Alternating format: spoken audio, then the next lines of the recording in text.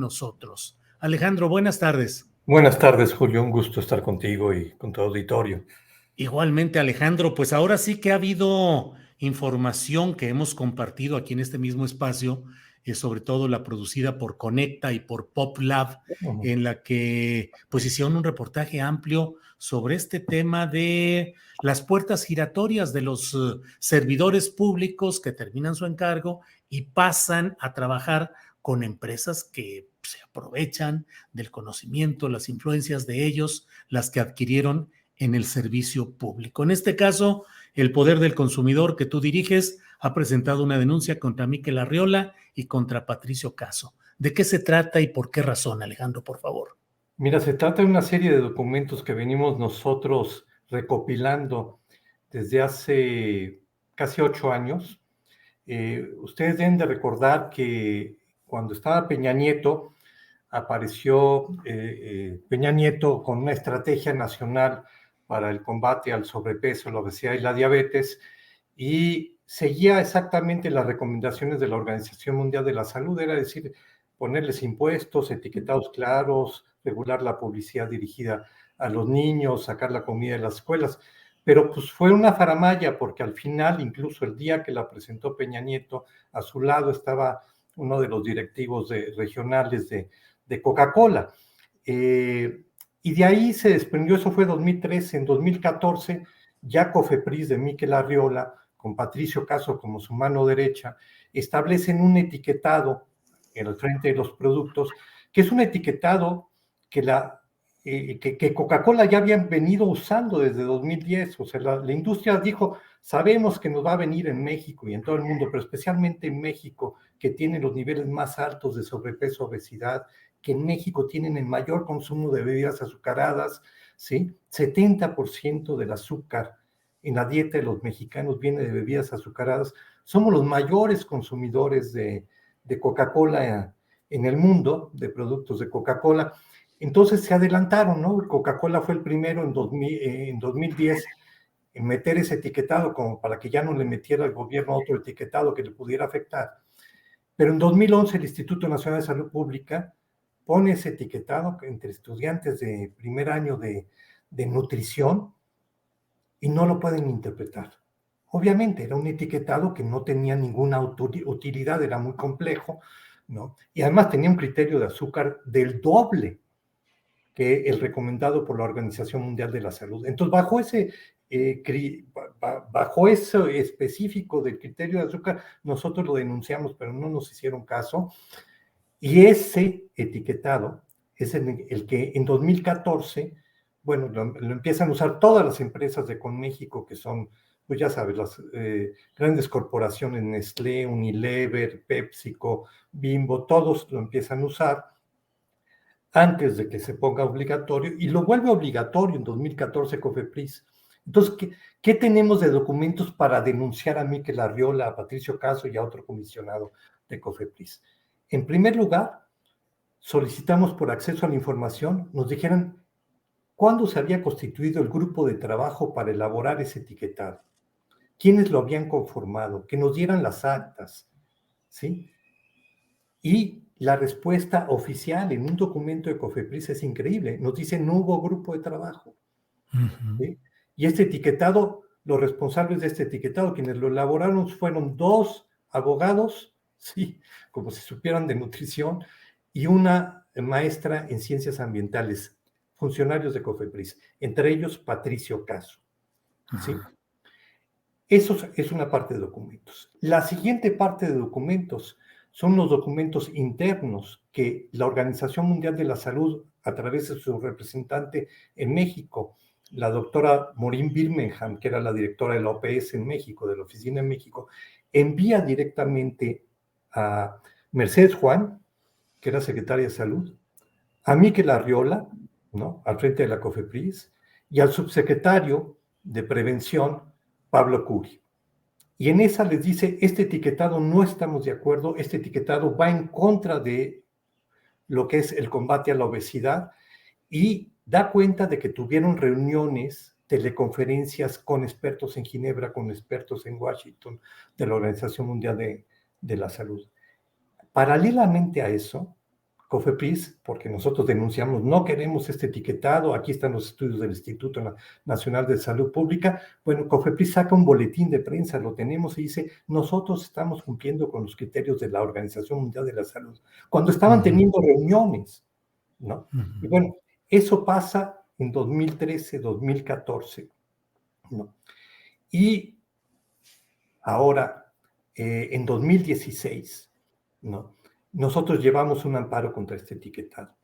Llegó a primera instancia el juez Fernando Silva, dice, señores, este etiquetado viola el derecho a la salud, viola el derecho a la información, impugna COFEPRIS la sentencia del juez. Pero ¿qué ha pasado? El año pasado iniciamos un proceso con un instrumento que hay en Estados Unidos que se llama Foreign Legal Assistance, que es, uno puede ir ante un juez en los Estados Unidos y pedirle a ese juez que solicite a una corporación información para un juicio que se está realizando en otro país, en el que esa información es importante. Y ese juez determina si está fundamentada esa solicitud de información. Un juez de Atlanta, que es donde está la casa matriz de Coca-Cola en el mundo, ¿no?, nos da la razón y solicita información a Coca-Cola. Entonces ahí entran los abogados a negociar cuál es la información. Y lo que aparece en esta información, es una lista de correos, algunos con contenidos y muchos referidos de dónde venían y a quién venían y cuál era el tema, entre directivos de Coca-Cola y funcionarios de COFEPRIS en dos momentos. En el momento que están diseñando, entre comillas, diseñando el etiquetado que establece Miquel Arriola, Peña Nieto, ¿no?, esa administración, y en el momento que nuestro amparo está en plena discusión. Y los correos claramente muestran, aquellos que tenemos el contenido, pues una relación de confianza, una relación de mucha comunicación, refieren a muchos documentos y agradecen, ¿no? Una funcionaria de COFEPRIS le agradece a Coca-Cola la información que le están enviando para la defensa del etiquetado frente al amparo que nosotros habíamos promovido. En estas comunicaciones, ¿no?, aparece en muchos casos, pues Miquel Arriola no, porque estaba al frente, pero pues él era el que movía todas estas fichas. Aparece, ¿no?, Patricio Caso. Sí. Pregúntame para quién trabaja Patricio Caso ahora. No me digas que igual para Miquel Arriola. No, trabajó mucho tiempo. En Hacienda trabajó para Miquel Arriola, después trabajó en COFEPRIS para Miquel Arriola, fue su coordinador de campaña de Miquel Arriola al gobierno de la Ciudad de México. No, trabaja para Coca-Cola. Ah, abiertamente, directamente, ya. Sí. Senior, Fuera máscaras. el cargo en inglés, incluso no lo he visto que lo pongan en español. Senior Director of Government Affairs, de Asuntos Gubernamentales. Ahí está Patricio Caso. Entonces, llevamos toda esta información ante la Secretaría de la Función Pública, porque lo que es claro es que actuaron en beneficio no de la salud pública, que era su misión como funcionarios públicos y más dentro de COFEPRIS, sino que actuaron en beneficio de Coca-Cola, ¿no? Y esto debe tener consecuencias serias. Ahora, ¿qué consecuencias ha habido hasta ahora, Alejandro Calvillo? ¿Han ustedes acumulado evidencias sobre este caso? ¿Ha habido alguna reacción del gobierno mexicano, en Estados Unidos? Lo acabamos de presentar, ¿no?, esta denuncia. Estamos esperando que haya una respuesta de la Secretaría de la Función Pública, porque estamos en capacidad de poderles dar más información, ¿no?, contribuir a la investigación del caso, pero es algo terrible. O sea, como tú mencionabas actualmente, Julio, la entrada de este gobierno, por lo menos a la Secretaría de Salud y a COFEPRIS, sacó a estas corporaciones del medio, y de hecho los ataques a Secretaría de Salud por personajes como Chertorivsky, por ejemplo, como el doctor Narro, que no hicieron nada, que estuvieron aliados a estas corporaciones, que se opusieron a las regulaciones, que defendieron ese etiquetado, ¿no? Esos ataques al doctor López-Gatell, a la Secretaría de Salud, pues bueno, vienen por una serie de intereses que ellos defendieron y que defienden. O sea, cuando entró esta administración, lo primero que hicieron fue desaparecer un organismo que habría creado Mercedes Juan, ¿no?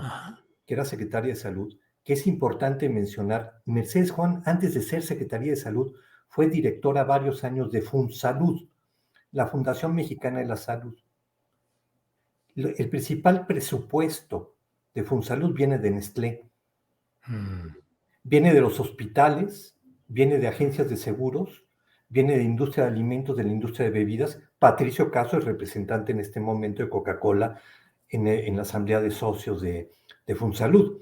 Entonces, bueno, cuando Mercedes Juan estaba al frente y Pablo Curi crean el Observatorio Mexicano de Enfermedades No Transmisibles en la Secretaría de Salud para evaluar las políticas contra la obesidad.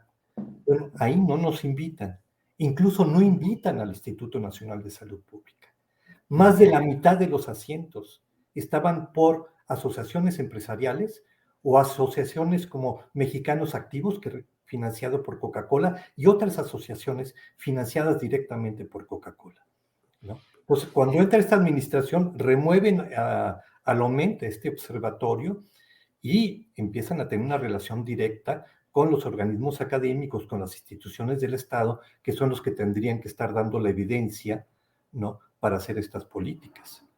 Sí, pues Alejandro, vaya que es toda una historia con Miquel Arriola, que ha brincado de COFEPRIS, del área de áreas administrativas importantes del gobierno federal, peculiar candidato a gobernador de la Ciudad de México a nombre del PRI, y actualmente es el coordinador, es el presidente o director de la Liga de Fútbol Comercial dominada por Televisa, finalmente. Ahí está en estos asuntos ahora futboleros. Alejandro. Coca-Cola muy metido ahí, o sea, la Femex Food, o sea, no hemos podido hacer la investigación, pero, o sea, Coca-Cola, la presencia de Coca-Cola, ¿no?, en los torneos de fútbol en este país y en Femex Food, pues es muy importante también. Entonces, son estos funcionarios que les sirvieron de interés y después, pues, vengan para acá, ¿no? Qué enorme presencia y fuerza de algo que mucha gente ve como, pues, la chispa que refresca, la propaganda suavecita, la propaganda ligera, y sin embargo, el peso económico y la capacidad de influir en la toma de políticas públicas adversas a la salud de los mexicanos. Qué poder tan fuerte de instancias como Coca-Cola y Nestlé, por ejemplo, Alejandro. Sí, y bueno, Bimbo y FEMSA. O sea, FEMSA, o sea, imaginemos el poder que tiene FEMSA, ¿no?, que es la principal embotelladora de Coca-Cola en el mundo, ¿no?, que estaban, el que estaba al frente del Consejo Coordinador Empresarial, pues fue una persona que creció, ¿no?, expandiendo Coca-Cola en el país y expandiendo las tiendas Oxxo, que nosotros decimos que es un cáncer, ¿no? Entonces, FEMSA tiene un poder enorme, ¿no? El Diablo Fernández, que así le dicen, pues tiene un poder en todas estas agrupaciones empresariales y que pues han hecho campañas incluso contra este gobierno, ¿no? Y bueno, lo hicieron en el pasado contra las candidaturas del presidente López Obrador. Sí. Pues Alejandro Calvillo, muchas gracias por esta oportunidad de asomarnos a este intrincado mundo de estas relaciones, influencias, presiones comerciales de altísimo nivel internacional y su impacto negativo en asuntos de salud pública. Así es que, pues estaremos atentos a esto y los demás detalles que vayan surgiendo, Alejandro. Muchas gracias, Julio, por la oportunidad. Al contrario, que tengas buena tarde. Hasta